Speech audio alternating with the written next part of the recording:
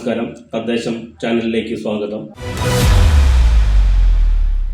ഇന്ന് നമ്മൾ കൈകാര്യം ചെയ്യുന്ന വിഷയം ദയാവധത്തെക്കുറിച്ചാണ്. അതുമാത്രമല്ല, ലിവിങ് ബില്ലിനെ കുറിച്ചും.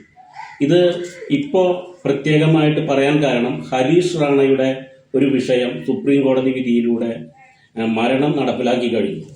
ഒരുപക്ഷെ ഇത് കാലങ്ങൾക്ക് മുമ്പ് 1990 തന്നെ ഇക്കാര്യം നമ്മുടെ മലയാളത്തിലെ മാതൃഭൂമി ആഴ്ചപ്പതിപ്പിലൂടെ ഒരു ചർച്ചയ്ക്ക് വിധേയമാക്കിയ പ്രധാനപ്പെട്ട ഒരു വ്യക്തി നമ്മളോടൊപ്പമുണ്ട്. Advocate PR Vijayakumar. അദ്ദേഹം ഹൈക്കോടതിയിലാണ് പ്രാക്ടീസ് ചെയ്യുന്നത്. ഈ വിഷയത്തിൽ കാര്യമായ പഠനം, കാര്യമായ വിഷയങ്ങൾ പറയാൻ കെൽപ്പുള്ള ഒരാൾ കൂടിയാണ്. അദ്ദേഹത്തെ തദ്ദേശം ചാനലിലേക്ക് ഇക്കാര്യത്തിലേക്ക് വേണ്ടി സ്വാഗതം ചെയ്തുകൊള്ളുന്നു. സർ, എന്താണ് ദയാവധം? ഈ ഹരീഷ് റാണയുടെ വിഷയത്തിൽ സുപ്രീം കോടതി ഉത്തരവ് പുറപ്പെടുവിച്ചതിൻ്റെ പശ്ചാത്തലത്തിൽ അതൊന്ന് വിവരിപ്പിക്കാമോ? ഹരീഷ് റാണ ഗാസിയാബാദിലൊരു എഞ്ചിനീയറിംഗ് വിദ്യാർത്ഥിയായിരുന്നു, എല്ലാവർക്കും അറിയാം. അദ്ദേഹം കെട്ടിടത്തിൻ്റെ മേലെ നിന്ന് കീഴെ വീണ് ബോധാവസ്ഥയിൽ വർഷങ്ങളായി ആശുപത്രിയിൽ ചികിത്സയിലായിരുന്നു. ഒരു കാരണവശാലും ബോധം തിരിച്ചു കിട്ടില്ല എന്ന അവസ്ഥയിൽ അവരുടെ വീട്ടുകാർ നിരന്തരമായിട്ട് ലോവർ കോടതികളിൽ പോയി. അങ്ങനെ ആ കേസ് അവസാനം ജസ്റ്റിസ് പർദിവാലയുടെയും ജസ്റ്റിസ് KV വിശ്വനാഥൻ്റെയും ബെഞ്ച് മുമ്പാകെ വരികയും അവർ കഴിഞ്ഞ മാർച്ച് 3 ദയാവധം അനുവദിച്ചുകൊണ്ട് ഉത്തരവ് നൽകുകയാണ് ചെയ്തത്. അവർക്ക് അനുവദിച്ച ദയാവധം എന്ന് പറയുന്നത്, ദയാവധം 2 രീതിയിലാണ് നിയമപരമായിട്ട് കാണുന്നത്. ഒന്ന് പാസീവ് യൂതനേഷ്യ, അതായത് സക്രിയമായിട്ടുള്ള ദയാവധം. പാസീവ് യൂതനേഷ്യ എന്നത് നിഷ്ക്രിയമായ യൂതനേഷ്യയും ആക്റ്റീവ് യൂതനേഷ്യ എന്നത് സക്രിയമായിട്ടുള്ള യൂതനേഷ്യ. ഈ 2 ആസ്പെക്റ്റിലാണ് കോടതി ഈ വിഷയം പരിഗണിച്ചത്. സക്രിയമായിട്ടുള്ള യൂതനേഷ്യ എന്ന് പറയുന്നത് രോഗി, ഈ അവസ്ഥയിൽ കിടക്കുന്ന രോഗി മരണാസന്നമായ വീട്ടുകാരോ ബന്ധുക്കളോ അല്ലെങ്കിൽ രോഗി തന്നെയോ താല്പര്യപ്പെടുമ്പോൾ അതിന് മരിക്കാനുള്ള വിഷം കുത്തിവെച്ചുകൊണ്ട് ഒരു ജീവനെടുക്കുന്ന സമ്പ്രദായമാണ്.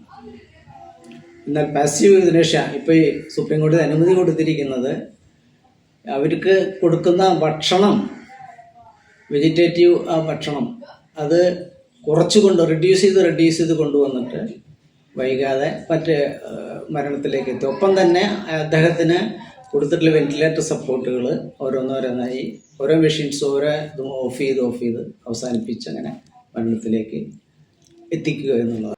ലിവിങ് വില്ലിനെ ദയാവധത്തിൻ്റെ ഒരു അനുബന്ധമായി കാണുന്നതിൽ തെറ്റില്ല.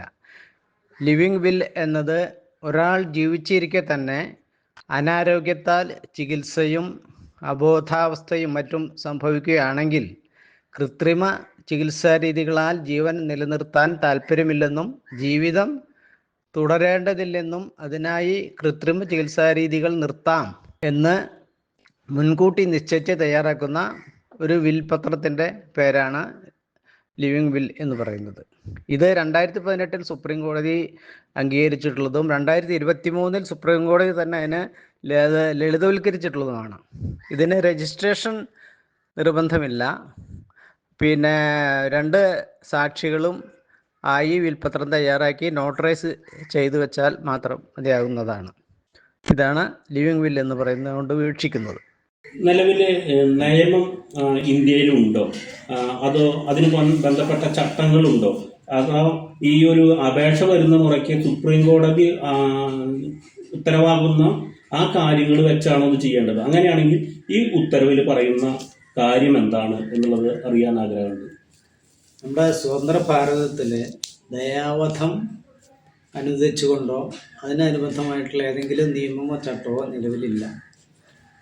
ഇപ്പോൾ വന്നിട്ടുള്ള ഹരീഷ് റാണയുടെ കേസിലെ വിധി പോലും ഭരണഘടനാ അനുച്ഛേദത്തിലെ 21ാം അനുച്ഛേദം, അതായത് റൈറ്റ് ടു ലൈഫ്, ജീവിക്കാനുള്ള അവകാശത്തെ ഇൻ്റർപ്രറ്റ് ചെയ്തുകൊണ്ട് സുപ്രീം കോടതി പുറപ്പെടുവിച്ചിട്ടുള്ള വിധിയാണ്.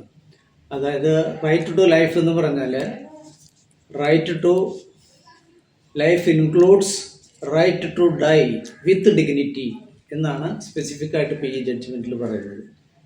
അതായത് The decision is not about choosing death, but about not artificially prolonging life.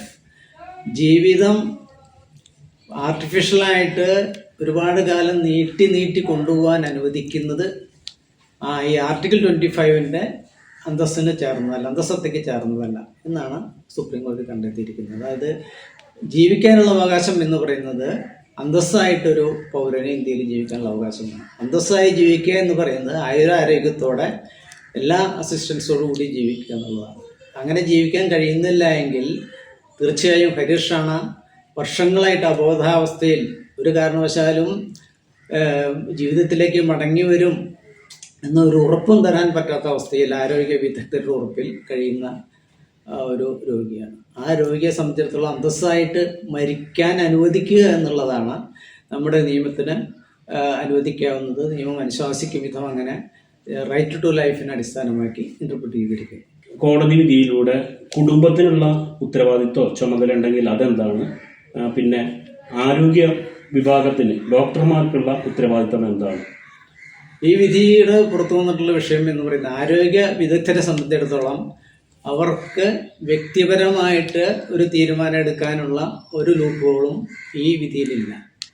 Supreme കോടതി 2 ബോർഡ് ഫോം ചെയ്ത് ഒരു ബോർഡിൻ്റെ റിപ്പോർട്ട്, അതിൻ്റെ അടിസ്ഥാനത്തിൽ അടുത്ത ഡോക്ടർമാരുടെ ബോർഡ് അവരുടെയും കൂടി ഡിസിഷൻ പരിഗണിച്ചുകൊണ്ട് എപ്പോഴൊക്കെ എന്തൊക്കെയാണ് ഇവർക്ക് കൊടുത്തിരിക്കുന്ന സപ്പോർട്ട്സ് അത് 1 by 1 ആയിട്ട് പിൻവലിക്കുക എന്ന് മാത്രമാണ് ആരോഗ്യ വിദഗ്ധർക്കുള്ള ഉത്തരവാദിത്വവും അവർക്ക് ചെയ്യാനാവുന്നത്. അങ്ങനെ വളരെ പരിമിതമായിട്ടുള്ളൊരു ജഡ്ജ്മെൻ്റാണത്. തന്നെയല്ല, ഇതൊരു ജനറൽ ജഡ്ജ്മെൻറ്റും അല്ല, ജനറലായിട്ട് എല്ലാവർക്കും അപ്ലൈ ചെയ്യാവുന്നതല്ല. അതുകൊണ്ട് തന്നെ ആരോഗ്യ വിദഗ്ധർക്ക് ഈ ഡിസിഷൻ ഉപയോഗിച്ച് ഒരു ദയാവധവും അവരുടേതായിട്ടുള്ള തീരുമാനത്തിൽ നടപ്പാക്കാൻ സാധിക്കുന്ന ഒന്നല്ല ഇന്ത്യയിൽ. ഇതിലൊരു കാര്യമുള്ളത്, ഒരു അപേക്ഷ സമർപ്പിച്ചതിൻ്റെ ഭാഗമായിട്ടാണ് ഇത്തരത്തിൽ സുപ്രീം കോടതി ഇടപെട്ടിട്ട് ഒരു വ്യക്തിക്ക് വേണ്ടിയിട്ട് ഉത്തരവുണ്ടാക്കിയത്. ഇനി മറ്റുള്ള വ്യക്തികൾക്കും ഇതുപോലെ ആവശ്യമെങ്കിൽ സുപ്രീം കോടതിയെയാണോ സമീപിക്കേണ്ടത്, ഹൈക്കോടതിയെയാണോ സമീപിക്കേണ്ടത്, അതോ ഒരു സിസ്റ്റം ഗവൺമെൻറ് ഉണ്ടാക്കേണ്ടത് ഈ ഉത്തരവിൻ്റെ ഭാഗമായിട്ട് ആവശ്യമായി വരും? ഇതൊക്കെ ഒന്ന് പറയാമോ? നിലവിൽ റിട്ട് ജൂറിസ്ഡിക്ഷനിലെ അടിസ്ഥാനമാക്കിക്കൊണ്ടാണ് ഇതൊക്കെ വരുന്നത്. റിട്ട് അധികാരം ഹൈക്കോടതിക്കുമുണ്ട്, ബഹുമാനപ്പെട്ട ഹൈക്കോടതിക്കുണ്ട്, ബഹുമാനപ്പെട്ട സുപ്രീം കോടതിക്കുമുണ്ട്. അത് നമുക്ക് ഈ വിഷയം അനുബന്ധിച്ച് അടിസ്ഥാനമാക്കി ആവശ്യപ്പെട്ടുകൊണ്ട് സുപ്രീം കോടതിയെ ഹൈക്കോടതിയെ സമീപിച്ചാലും മതിയാകുന്നതാണ്. ഇതേ വിധത്തിലുള്ള അപേക്ഷകൾ വർഷത്തിൽ 4-5 എണ്ണമെങ്കിലും ഓരോ ഹൈക്കോടതികളും വരുന്നുണ്ട് ഇന്ത്യയിൽ. പക്ഷെ അതൊന്നും വിശദമായി പരിശോധിച്ച് അത് അനുകൂലമായിട്ടുള്ളൊരു തീരുമാനം അത്യപൂർവമായിട്ട് നൽകിയിട്ടുള്ളൂ. ഉദാഹരണത്തിന് 2011 അരുണ ഷാൻബാഗ് എന്ന് പറഞ്ഞ ഒരു സ്ത്രീക്ക് ദയാവധം അനുവദിക്കുകയുണ്ടായി. അത് 42 വർഷം ആ സ്ത്രീ ബോംബെയിലെ ഒരു ആരോഗ്യ പ്രവർത്തകയായിരുന്നു, ആശുപത്രി ജീവനക്കാരി. അടുത്ത ആശുപത്രിയിലെ തന്നെ ഒരു ജീവനക്കാരൻ ക്രൂരമായി ലൈംഗിക പീഡനം നടത്തി അബോധാവസ്ഥയിൽ പോവുകയും 42 വർഷത്തോളം അബോധാവസ്ഥയിൽ കിടന്ന് 73-ഉണ്ടായ സംഭവമാണ്. അബോധാവസ്ഥയിൽ കിടന്ന അവസാനം പിങ്കി വിരാനി എന്ന് പറയുന്ന കർണാടകയിലെ ഒരു സാമൂഹ്യ പ്രവർത്തകൻ കേസ് കൊടുത്ത് അതിങ്ങനെ അവരെ മരിക്കാൻ അനുവദിക്കണം, അവർക്ക് ദയാവധം അനുവദിക്കണമെന്ന് പറഞ്ഞ് കോടതിയിൽ പോവുകയും അവർക്ക് മാത്രമായി അങ്ങനെ അന്നൊരു വിധി കൊടുത്ത് അവർക്ക് ദയാവധത്തിന് വിധേയമാക്കുകയുണ്ടായി. ഒരിക്കലും അതൊരു ജനറലായിട്ട് ഇന്ന് ഇന്ത്യയിൽ നടപ്പിലായിട്ടില്ലാത്ത ഒന്നാണ് ദയാവധം. മനുഷ്യാവകാശത്തിൻ്റെ ഭാഗമായിട്ട് ഇതൊരു അവകാശമായിട്ട് പറയാൻ പറ്റുമോ ദയാവധം എന്നുള്ളത്? തീർച്ചയായിട്ടും മനുഷ്യ അവകാശത്തിൻ്റെ ഭാഗമായിട്ടാണ് ഈ ഒരു വിധി തന്നെ വന്നിരിക്കുന്നത്. അതായത് 21-ാം അനുച്ഛേദം എന്ന് പറയുന്ന ഒരു ഇന്ത്യൻ പൗരന് അന്തസ്സായി ജീവിക്കാനുള്ള അവകാശം ഉണ്ടെന്നും ആ അവകാശം അന്തസ്സായി ജീവിക്കാനുള്ള അവകാശം ഡിഗ്നിറ്റി ടു ലൈഫ് അതിനുള്ള അവകാശം ഈ സമൂഹം, അതായത് ഭരണകൂടം ഉൾപ്പെടെ ചെയ്തു കൊടുക്കണം എന്നുള്ളതും കൂടിയാണ് ഈ ആർട്ടിക്കിൾ 21-ൻ്റെ സാരാംശം. ആ സാരാംശം ഉൾക്കൊണ്ടുകൊണ്ട് സമൂഹത്തിന് ഒരു പൗരനെ ഇതുപോലെ തന്നെ അന്തസ്സായിട്ട് ജീവിക്കാൻ കഴിയുന്നില്ല എങ്കിൽ ആ പൗരന് തീർച്ചയായിട്ടും അന്തസ്സായിട്ട് എനിക്ക് ഈ ഇന്ത്യയിൽ ജീവിക്കാൻ കഴിയുന്നില്ല, നിയമപരമായിട്ട് ജീവിക്കാനുള്ള അസിസ്റ്റൻസും മറ്റു കാര്യങ്ങളും കിട്ടുന്നില്ല എങ്കിൽ ദയാവധത്തിന് വേണ്ടി വേണമെങ്കിൽ അപേക്ഷ സമർപ്പിക്കാൻ നിയമപരമായിട്ട് തടസ്സമൊന്നുമില്ല. സാർ, ഈ സുപ്രീം കോടതി തന്നെ ഇപ്പോൾ അനുകൂലമായിട്ടൊരു വിധി വരുന്നത്. സാറിന്റെ ലേഖനത്തില് ഏകദേശം 90-ൽ എഴുതിയ ലേഖനത്തില് എസ് എ ഡാങ്കേനെ കുറിച്ച് പറയുന്നുണ്ട്. വേറെ 1-2 ഉദാഹരണങ്ങളും പരാമർശിച്ചു പോകുന്നുണ്ട്. അതിനിടയിൽ സുപ്രീം കോടതിയെ സമീപിച്ച ആളുകളും ഇഷ്ടംപോലെ ഉണ്ടാകാം. സ്വാഭാവികമായിട്ടും വിധി ഇപ്പോഴാണ് വന്നത്. അപ്പം അത് സുപ്രീം കോടതിക്ക് ബോധ്യമാകാൻ വളരെ കാലതാമസം എടുത്തു എന്ന് പറയുകയാണെങ്കിൽ അതെങ്ങനെ പറയാം? തീർച്ചയായിട്ടും അത് justice delayed is justice denied എന്നാണല്ലോ നമ്മുടെ അർത്ഥവാക്യം. നമ്മുടെ നാട്ടിൽ ഗ്ലോബലായിട്ടും പ്രത്യേകിച്ച് നമ്മുടെ ഭരണഘടനാപരമായിട്ടും നമുക്ക് ഒരുപാട് വിഷയങ്ങളിൽ, മാനുഷിക വിഷയങ്ങളിൽ, അന്തസ്സായി ജീവിക്കാനുള്ള വിഷയങ്ങളിലൊക്കെ നിയമ നടപടിക്ക് പോകുമ്പോൾ ചിലത് 25, 35 അതിനപ്പുറത്തുള്ള വർഷങ്ങൾ എടുത്തിട്ടുകൊണ്ടാണ് ഒരു തീരുമാനത്തിലെത്തുന്നത്. ഒരു കാരണവശാലും അത് ശരിയല്ല എന്നുള്ളത് നീതിപീഠങ്ങൾക്ക് തന്നെ പൂർണ്ണമായിട്ട് ബോധ്യമുണ്ടെങ്കിലും അതിന് നിരവധി കാരണങ്ങളാൽ നീണ്ടു പോകുന്നുണ്ട്. അത് ശരിയായതിൻ്റെ പ്രവണതയല്ല, അന്തസ്സായി ജീവിക്കാനുള്ള ഒരു പൗരൻ്റെ അവകാശ നിഷേധം തന്നെയാണത്. പക്ഷേ നമ്മുടെ ദൗർഭാഗ്യവശാൽ നമ്മുടെ നാട്ടിൽ നീതിന്യായ വ്യവസ്ഥയിൽ ഒരു ലിറ്റിഗേഷൻ വന്നു കഴിഞ്ഞാൽ, ഒരു അപേക്ഷ വന്നു കഴിഞ്ഞാൽ അതിലൊരു ഫൈനാലിറ്റിക്ക് എത്തുമ്പോൾ തന്നെ ഒരു ലോവർ കോടതിയിലാണ് ഒരു അപേക്ഷ വരുന്നതെങ്കിൽ ചിലപ്പോൾ 25-35 വർഷം കഴിഞ്ഞാൽ അത് സുപ്രീം കോടതി വരെ എത്തിയിട്ട് ഒരു നിയമപരമായിട്ടുള്ള അവസാന തീർപ്പിന് വരുന്നത്. അതാണ് നമുക്ക് പറ്റുന്ന ഒരു ഭംഗിതരണ പറയുകയാണെങ്കിൽ അത് നമ്മൾ മനുഷ്യൻ്റെ അവകാശത്തെ സംബന്ധിച്ചിടത്തോളം ജീവിക്കാനുള്ള അവകാശത്തിൻ്റെ ഒരു നിഷേധം എന്ന് വേണമെങ്കിൽ എന്നെ സംബന്ധിച്ച് എന്നെപ്പോലെയുള്ള ഒരാൾ അത് ഇൻ്റർപ്രറ്റ് ചെയ്യുന്നത് അങ്ങനെയാണ്. ഇതിലൊരു സിസ്റ്റം സർക്കാർ ഉണ്ടാക്കേണ്ടതായിട്ട് വരില്ലേ? ഇതിപ്പോൾ ഒരാൾക്കാണ് അനുമതി കൊടുത്തിട്ടുള്ളതെങ്കിൽ പോലും ഇനിയും ആളുകൾ ഇതിൻ്റെ പ്രചോദനത്താൽ കോടതികളെ സമീപിക്കും. അപ്പോൾ സർക്കാർ ഇതിൽ ഇടപെട്ടിട്ട് ഈ സിസ്റ്റം ഫുൾ പ്രൂഫായിട്ട് നടപ്പിലാക്കാൻ വേണ്ടിയിട്ട് എന്തെങ്കിലും കമ്മിറ്റികളോ സംവിധാനങ്ങളോ ഉണ്ടാക്കാൻ വേണ്ടി വരും. ഏതൊരു പൗരനും ദയാവധം അനുവദിക്കണം എന്ന് പറഞ്ഞിട്ട് കോടതികളെ നീതിപീഠത്തെ സമീപിക്കാനുള്ള അവകാശം അന്നും ഇന്നും ഉണ്ട്. നേരെ മറിച്ച് ഇതുവരായിട്ടുള്ളൊരു നിയമപരമായിട്ടുള്ള ഒരു ആക്ടോ ഒരു ചട്ടമോ ഒന്നോ ഇന്ത്യയിൽ ഇതുവരെയും നിലവിലില്ല. ഇനി ഹരീഷ് റാവുവിൻ്റെ വിധിയുടെ അടിസ്ഥാനമായിട്ട് വേണമെങ്കിൽ ഒരു നിയമം നിർമ്മിക്കാൻ തന്നെ ഒരു നിർദ്ദേശമോ അല്ലെങ്കിൽ ഒരു മറ്റേ ഒബ്സർവേഷനോ ഒക്കെ നടത്തിയിട്ടാണ് ഈ ജഡ്ജ്മെൻറ്റ് അവസാനിക്കുന്നത്. ആ നിലയ്ക്ക് സർക്കാരിന്, കേന്ദ്രത്തിന് അത് പരിഗണിക്കാവുന്നതാണ്. എന്നാൽ ജനറലായിട്ടൊരു നിയമം ഉണ്ടാക്കുക എന്ന് പറഞ്ഞാൽ ഒരു നിയമ പഠിതാവ് എന്നുള്ളതൊക്കെ ഞാൻ പറയുകയാണെങ്കിൽ അത് അത്ര എളുപ്പമല്ല ഈ വിഷയത്തിൽ. കാരണം ദയാവധത്തിൻ്റെ ഒരു രോഗിക്ക് അതൊരു ദയാവധത്തിന് അനുമതി കൊടുക്കണമെന്നുണ്ടെങ്കിൽ ആ രോഗിയെ വ്യക്തിപരമായിട്ട് സബ്ജക്റ്റീവായിട്ട് ഒരുപാട് കാര്യങ്ങൾ പരിശോധിക്കേണ്ടതുണ്ട്.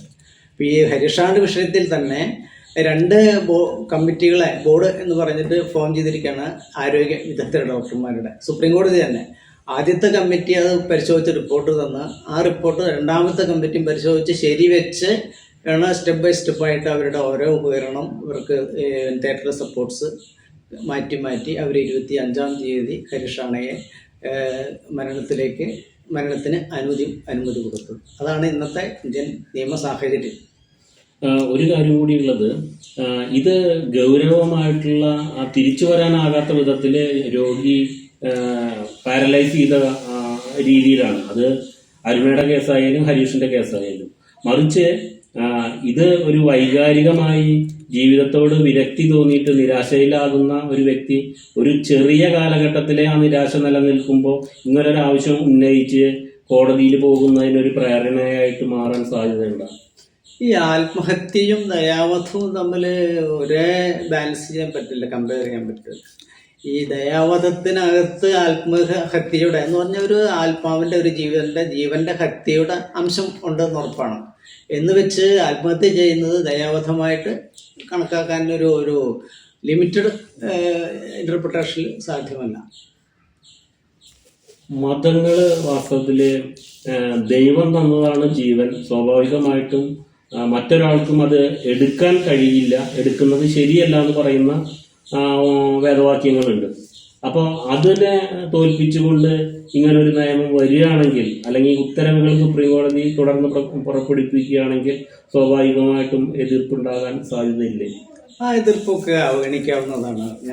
എൻ്റെ വ്യക്തിപരമായ അഭിപ്രായം എന്ന് പറയുന്നത്, ഒരു മനുഷ്യൻ ജനിച്ച് വീണതിന് ശേഷമാണ് ആളെ ഏത് മതമാണ്, എന്ത് മതമാണ്, ഏത് വർഗമാണ്, സമുദായമാണെന്നൊക്കെ സമൂഹം തന്നെ ചുറ്റുവട്ടം നിശ്ചയിക്കുന്നത്. അതിലുപരി നമ്മുടെ ഭരണഘടന എന്ന് പറഞ്ഞ ലോകത്ത് തന്നെ ഏറ്റവും നല്ല ഭരണഘടനകളിൽ മൗലികാവകാശങ്ങൾ സംരക്ഷിക്കുന്ന ഭരണഘടനകളിൽ പ്രമുഖമാണ്. ഈ അനുച്ഛേദം 21 എന്ന് പറയുന്നത് ഒരു ഇന്ത്യൻ പൗരന് അന്തസ്സായി ജീവിക്കാനുള്ള, ഡിഗ്നിറ്റിയോടുകൂടി ജീവിക്കാനുള്ള എല്ലാ അവകാശങ്ങളും കൊടുക്കണം, സംരക്ഷിച്ച് ജീവിക്കാൻ അനുവദിക്കണം, അതിന് ഭരണകൂടത്തിന് ഉത്തരവാദിത്വമുണ്ട് എന്നുകൂടി ഉറപ്പ് തരുന്ന ഒന്നാണ് ഇന്ത്യൻ ഭരണഘടന.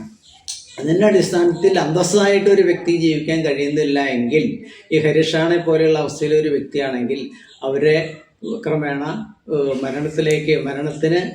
മരണത്തിലേക്ക് അനുവദിക്കുന്നതിന്, അവരുടെ വീട്ടുകാരും ഒക്കെ അപേക്ഷിക്കുമ്പോൾ അനുവദിക്കുന്നതിന് എന്ത് തെറ്റാണ് കാണാൻ കഴിയുക? അങ്ങനെ ഒരു തെറ്റ് ഒരു മതത്തിനും അതിനെതിരെ നിൽക്കാൻ സാധ്യമല്ല എന്നാണ് എൻ്റെ വ്യക്തിപരമായ അഭിപ്രായം. ചികിത്സിക്കാൻ പണമില്ലാത്ത അവസ്ഥയുള്ള കുടുംബങ്ങളുണ്ട്, ദാരിദ്ര്യ അവസ്ഥയിലുള്ള കുടുംബങ്ങളുണ്ട്. അതോടൊപ്പം തന്നെ കുടുംബത്തിലെ ഒരാൾക്ക് ഇങ്ങനെ സംഭവിച്ചു കഴിഞ്ഞാൽ അദ്ദേഹത്തിന് വേണ്ടി പൈസ ചെലവാക്കുന്നത് ആവശ്യമില്ലാത്ത ഏർപ്പാടാണെന്ന് കരുതുന്ന കുടുംബാംഗങ്ങളുള്ള സമൂഹമുണ്ട്. സ്വാഭാവികമായിട്ടും ഇപ്പോൾ ഇങ്ങനെയുള്ള ഉത്തരവുകൾ വരുമ്പോൾ അത് ദുരുപയോഗത്തിനിടയാക്കുമോ? അല്ല, ആ സാധ്യത തള്ളിക്കളയാൻ പറ്റില്ല. പക്ഷേ ഇപ്പൊ ഈ ജഡ്ജ്മെന്റിന്റെ അടിസ്ഥാനത്തിൽ ആർക്കും ദയാവധത്തിന് അപേക്ഷിച്ച് ആർക്കും ദയാവധം സ്വീകരിക്കാൻ സാധ്യമല്ല. അത് ഉന്നത നീതിപീഠങ്ങൾ വിശദമായി പരിശോധിച്ച് വിദഗ്ധ സമിതികളുടെ നിരവധി റിപ്പോർട്ടുകളെയും അടിസ്ഥാനമാക്കി മാത്രമാണ് ഒരു ദയാവധം അനുവദിക്കുന്നത്. അപ്പോൾ അത്തരം ഒരു ദയാവധം അനുവദിക്കുന്നതിൽ ആ ഒരു സാഹചര്യം ഉണ്ടാക്കാതിരിക്കാൻ വേണ്ടി ഉള്ള, അതായത് ആരോഗ്യ പ്രശ്നങ്ങളോ സാമ്പത്തിക പ്രശ്നങ്ങളോ അത്തരം പ്രശ്നങ്ങളിൽ ഒരു സമൂഹത്തിൻ്റെ ഉത്തരവാദിത്വമാണ് അങ്ങനെ ഒരു വ്യക്തി നമ്മുടെ സമൂഹത്തിൽ ഉണ്ടാകാതെ ഇരിക്കുക എന്നുള്ളത്. അത്തരം പ്രവണതകൾ ഉണ്ടെങ്കിൽ സമൂഹത്തിൻ്റെയും സർക്കാരിൻ്റെയും ഭരണകൂടത്തിൻ്റെയും ഒക്കെ പൂർണ്ണമായിട്ടുള്ള സപ്പോർട്ടോടും സഹകരണത്തോടു കൂടി അത്തരക്കാരെ ജീവിതത്തിലേക്ക് തിരിച്ചു കൊണ്ടുവരിക എന്നുള്ളത് നമ്മുടെ സമൂഹത്തിൻ്റെ പൂർണ്ണമായിട്ടുള്ള ഉത്തരവാദിത്തമാണ്. ഈ വിഷയത്തിൽ ഒരു നിയമം ഭാവിയിൽ ഉണ്ടാകുമ്പോഴോ അല്ലെങ്കിൽ ഫർദറായിട്ട് കോടതി വിധികൾ ഇതിന്റെ ഭാഗമായിട്ട് പരാതികൾക്ക് അടിസ്ഥാനത്തിൽ അല്ലെങ്കിൽ അപേക്ഷകൾക്ക് അടിസ്ഥാനത്തിൽ ഉണ്ടാകുമ്പോഴോ ശ്രദ്ധിക്കേണ്ട എന്തെങ്കിലും പ്രത്യേക കാര്യങ്ങൾ ഉണ്ടായിരിക്കും? ഈ വിധിയുടെ അടിസ്ഥാനത്തിൽ തന്നെ പൊതുവായി ഒരു നിയമം കേന്ദ്രത്തിന് ഇന്ത്യൻ പാർലമെന്റ് പാസ്സാക്കാവുന്നതാണ്. ആ നിയമം കുറെ ഗൈഡ് ലൈൻസ് കൂടി പാസ്സാക്കാവുന്നതും ഓരോ സാഹചര്യത്തിലും എന്തൊക്കെയാണ് മെഡിക്കൽ ബോർഡ് എങ്ങനെയാണ് ഫോം ചെയ്യേണ്ടത്, ഫസ്റ്റ് ബോർഡോ സെക്കൻഡ് ബോർഡോ എങ്ങനെയാണ് വെച്ചാൽ അതിൻ്റെ വിദഗ്ധരാരൊക്കെ ആയിരിക്കണം എന്നൊക്കെ പറഞ്ഞ് അത് വേണമെങ്കിൽ ഒരു കോടതിയുടെ, മേൽക്കോടതിയുടെ അല്ലെങ്കിൽ സുപ്രീം കോടതിയുടെ ഒക്കെ അപ്രൂവലിന് വിഷയീഭവിച്ചുകൊണ്ട് subject to the approval of the supreme court എന്നും പറഞ്ഞിട്ട് ദയാവധം അനുവദിക്കാവുന്നതാണെന്ന് പറയുന്ന നിയമം നിർമ്മിക്കുന്നത് തെറ്റൊന്നുമില്ല, ഒരു തെറ്റുമില്ല. ഈ വിധിയുടെ ഈ വിധി അതിനെ അടിസ്ഥാനമാക്കാവുന്നതാണെന്നാണ് എൻ്റെ നിഷ്പക്ഷമായ അഭിപ്രായം. ഇന്ത്യയിൽ ഇപ്പോഴാണ് ഇങ്ങനെയുള്ള ഒരു ഉത്തരവ് വന്നത് എങ്കിലും ലോകത്തിന്റെ പല ഭാഗങ്ങളിലും ഇതിലെ ഉത്തരവുകളും അതോടൊപ്പം തന്നെ ചിലപ്പോൾ നിയമങ്ങൾ നിലനിൽക്കുന്ന രാജ്യങ്ങളും ഉണ്ടായിരിക്കും. അതിന്റെ ഒരു അവസ്ഥ ഒന്ന് പറയാമോ? നിലവിൽ വർഷങ്ങളായിട്ട് കാലങ്ങളായിട്ട് ദയാവധം അനുവദിക്കുന്ന രാജ്യങ്ങളുണ്ട്. ഞാൻ ഇപ്പോൾ എൻ്റെ മാതൃഭൂമിയിലുള്ള ആഴ്ചപ്പതിപ്പിലെ ലേഖനത്തിൽ അന്ന് തന്നെ 90-ൽ തന്നെ വ്യക്തമാക്കിയിട്ടുണ്ട്. അമേരിക്കയിലെ 10 സ്റ്റേറ്റ്സിൽ ദയാവധം അന്നേ അനുവദനീയമാണ്. അതുപോലെ തന്നെ 90-ൽ തന്നെ അനുവദനീയമാണ്. അതിൻ്റെ ഉദാഹരണം തന്നെ വേണമെങ്കിൽ എൻ്റെ കുറച്ച് രാജ്യങ്ങളുടെ പേര് തന്നെ ഞാൻ പറഞ്ഞുതരാം. Netherlands, Belgium, Luxembourg, Colombia, Canada, Spain, New Zealand, ഈ രാജ്യങ്ങളിലൊക്കെ ദയാവധം അന്ന് 90-ൽ അനുവദനീയമാണ്. പുറമെ അമേരിക്കയിൽ California, Colorado, Hawaii, Maine, Montana, New Jersey, new Mexico, Oregon, Vermont, Washington, ഈ 10 സ്റ്റേറ്റ്സിലും 90-ൽ തന്നെ ദയാവധം അനുവദനീയമാണ്. അവിടെ ഇഷ്യൂ വന്നത്, എൻ്റെ ലേഖനത്തിന് അടിസ്ഥാനമായി ഇഷ്യൂ ഉണ്ടായത്, ഈ ജാക്ക് കെവോർക്കോ എന്ന് പറഞ്ഞ ആ ഡോക്ടർ മരിക്കാൻ അനുവദിക്കുന്ന യന്ത്രം നിർമ്മിച്ച് വലിയ ഒരു വിഷയം ചർച്ചയ്ക്ക് കൊണ്ടുവന്നപ്പോഴാണ്. അതിനെതിരെ കോടതി ഇടപെടലും ഗവൺമെന്റ് ഇടപെടലും ഉണ്ടായപ്പോഴാണ്. അമേരിക്കയിലാണോ? അമേരിക്കയിലാണ്. അമേരിക്ക മിഷിഗണിലെ ഡോക്ടറാണ് ഇദ്ദേഹം. ആ മെഷീന്റെ പ്രത്യേകത എന്താ? ആ മെഷീനിലെ പ്രത്യേകത എന്ന് പറയുന്നത്, മരിക്കാൻ ആഗ്രഹിക്കുന്ന ഒരു രോഗിക്ക്, ഒരു വ്യക്തിക്ക് ഇദ്ദേഹത്തിന് സമീപിക്കാവുന്നതും അദ്ദേഹം എവിടെയെങ്കിലും നല്ലൊരു ലക്ഷറിയസ് റൂമോ അല്ലെങ്കിൽ ഒരു ഹോസ്പിറ്റലിന്റെ ഒരു സംവിധാനമോ കണ്ടെത്തി ഈ യന്ത്രം ഘടിപ്പിച്ച് ആ യന്ത്രത്തിൽ രോഗിയുമായി ബന്ധപ്പെടുത്തിക്കൊണ്ട് രോഗിയുടെ പൂർണ്ണ സമ്മതത്തോടു കൂടി തന്നെ രോഗി ഈ മെഷീനിലെ സ്വിച്ച് ഓൺ ചെയ്തുകൊണ്ട് പ്രവർത്തിപ്പിച്ചുകൊണ്ട് ഈ വിഷം, മരിക്കാനുള്ള പലതരത്തിലുള്ള വിഷങ്ങളിലെ വിഷം ഈ ബോഡിയിലേക്ക് പമ്പ് ചെയ്തുകൊണ്ട് വളരെ സ്ലോയിൽ സാവധാനം അങ്ങനെ മരണത്തിലേക്ക് അങ്ങനെ ഒരു അർത്ഥത്തിൽ പറയുന്നതിന് മരണത്തിലേക്ക് ഉറങ്ങി ഒഴുകി പോകുന്നൊരു മെഷീനാണ് അദ്ദേഹത്തിൻ്റെ. പക്ഷേ അദ്ദേഹം അത് കണ്ടുപിടിച്ചതോടുകൂടി ഒരു ന്യൂജേഴ്സിയിലെ ഒരു അധ്യാപികയാണ് ആദ്യമായിട്ട് അദ്ദേഹത്തിൻ്റെ മരണത്തിൻ്റെ ഈ മെഷീനിലേക്ക് ഒരു വ്യക്തിയായിട്ട് വരുന്നത്, അപേക്ഷകയായിട്ട് വരുന്നത്. പക്ഷെ അത് വന്നതോടുകൂടി അവിടെ വാഷിംഗ്ടൺ പോസ്റ്റ്, ന്യൂയോർക്ക് ടൈംസ് എന്ന് വേണ്ട എല്ലാ കോലാഹലമായി ഇദ്ദേഹത്തെ ഡോക്ടർ ഡെത്ത് എന്ന് പേര് കൊടുത്ത് ലോകം മുഴുവൻ അറിയപ്പെടുകയും ചെയ്തു. അദ്ദേഹത്തിനെതിരെ കേസ് വന്നു. അദ്ദേഹം തൽക്കാലം നിർത്തിവെച്ചു എങ്കിലും അദ്ദേഹം വീണ്ടും അമേരിക്ക മുഴുവനായിട്ടും ഇത്തരം ആശുപത്രികൾ സ്ഥാപിക്കാനും ആ മരണ ആശുപത്രികൾ സ്ഥാപിക്കാനും അതിലേക്ക് ഡോക്ടർമാരെ റിക്രൂട്ട് ചെയ്യാനും ഇത്രയും വിഷയം വന്നപ്പോഴും 91 കാലഘട്ടത്തിൽ അദ്ദേഹം പരസ്യം നൽകുക വരെ ഉണ്ടായിട്ടുള്ള വ്യക്തിയാണ്. അങ്ങനെ ആ വിഷയത്തിൽ അദ്ദേഹത്തിൻ്റെ തത്വത്തിൽ അടിയുറച്ചു നിന്ന ഒരു ഡോക്ടറാണ് ഡോക്ടർ ജാക്ക് കെവാർക്കർ. ഒരു രോഗി അല്ലെങ്കിൽ വളരെ അവശത അനുഭവിക്കുന്ന ഒരു വ്യക്തി, ഇദ്ദേഹത്തിന് നോക്കേണ്ടത് കുടുംബത്തിൻ്റെ കാര്യമാണ്, സമൂഹത്തിൻ്റെ കാര്യമാണ്, സർക്കാരിൻ്റെ കാര്യമാണ്. ഇത് എവിടെയെങ്കിലും വെച്ച് ജീവിതം അവസാനിപ്പിക്കുമ്പോൾ ശരിക്കും അവരുടെ ഭാഗത്തു നിന്നുള്ള ഉത്തരവാദിത്തം കൈയൊഴിയിലാണോ? തീർച്ചയായിട്ടും 100%. ഒരു സമൂഹത്തിൻ്റെ ഉത്തരവാദിത്വമാണ്. ആ സമൂഹത്തിലെ ഒരു വ്യക്തി അന്തസ്സായിട്ട് ജീവിക്കുന്നില്ല എങ്കിൽ ആ അന്തസ്സായിട്ട് ജീവിക്കാൻ വേണ്ട എല്ലാ സാഹചര്യങ്ങളും അസിസ്റ്റൻസും സഹായങ്ങളും ഒരുക്കി കൊടുക്കേണ്ടത്. അതാണ് ഇന്ത്യൻ ഭരണഘടന ആർട്ടിക്കിൾ 21 സ്ട്രിക്റ്റ് ഇൻ്റർപ്രിട്ടേഷൻ. അത് സുപ്രീം കോടതി നിരവധി കേസുകൾ ആവർത്തിച്ച് പറഞ്ഞിട്ടുള്ള വിഷയമാണ്. ശരിക്കും മനുഷ്യന്റെ പുരോഗതിയുടെ ഭാഗമായിട്ട് വളരെ ഉയരത്തിൽ നിൽക്കുന്ന ചില രാജ്യങ്ങൾ ഇത് നേരത്തെ അംഗീകരിച്ചിരുന്നു. പിന്നീട് വരുന്ന വൈകി വരുന്ന ഉത്തരവുകൾ പിന്നാക്കം നിൽക്കുന്ന രാജ്യങ്ങളിൽ സംഭവിക്കുന്നതാണ്. ഇനി അതിന് താഴെ നിൽക്കുന്ന കുറേ രാജ്യങ്ങളുണ്ട്. വാസ്തവത്തിൽ മരണത്തെ സംബന്ധിച്ച് ഇങ്ങനെ ഒരു ഉത്തരവിടുമ്പോൾ അത് പുരോഗതി പ്രാപിച്ച രാജ്യങ്ങളുടെ അതായിട്ട് ബന്ധപ്പെട്ടിട്ട് കിടക്കുന്നുണ്ട്. ഈ ഉത്തരവ് ഇപ്പോൾ നമ്മുടെ സുപ്രീം കോടതി ഈ റാണയുടെ വിധി തന്നെ ഒരു പുരോഗമനാത്മക ഉത്തരവായിട്ടാണ് ഞാൻ കാണുന്നത്. തീർച്ചയായിട്ടും. കാരണം സമൂഹത്തിൻ്റെ ഉന്നതിയുടെ ഉയർച്ചയുടെ ഒരു മൂല്യവൽകൃതമായിട്ടുള്ള പടവുകൾ കയറുന്നതിൻ്റെ ഒരു ലക്ഷണം, ഒരു സ്റ്റെപ്പ് തന്നെയാണ് ഇത്. കാരണം ഇത്രയും കാലം ഇല്ലാത്തൊരു സംഭവം ഇത്തരം അവസ്ഥയിൽ നമുക്ക് മറ്റെന്താണ് ഒരു ഓപ്ഷൻ?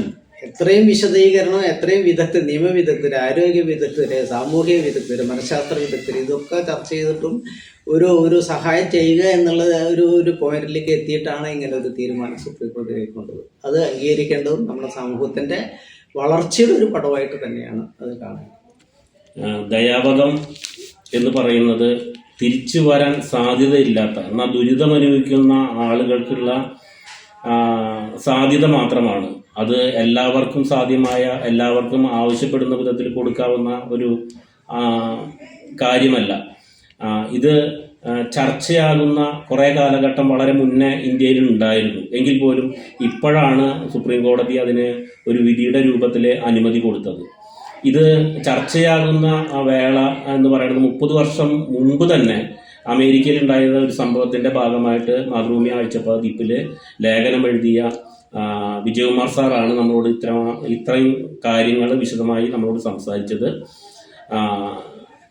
ഇത് ശ്രവിച്ച എല്ലാവർക്കും നന്ദി, നമസ്കാരം. സാറിനും നന്ദി, നമസ്കാരം.